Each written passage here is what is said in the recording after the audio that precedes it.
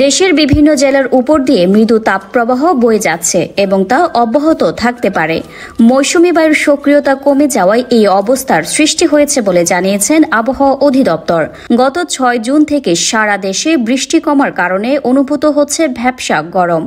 আবহাওয়া অফিস বলেছেন, রোববার থেকে রাজশাহী, রংপুর, খুলনা বিভাগ সহ ফেনী ও ময়মনসিংহ জেলার উপর দিয়ে মৃদু তাপপ্রবাহ বয়ে যাচ্ছে এবং তা অব্যাহত থাকতে পারে। সোমবারও সারা দেশে দিন ও রাত্রের তাপমাত্রা সামান্য বাড়তে পারে।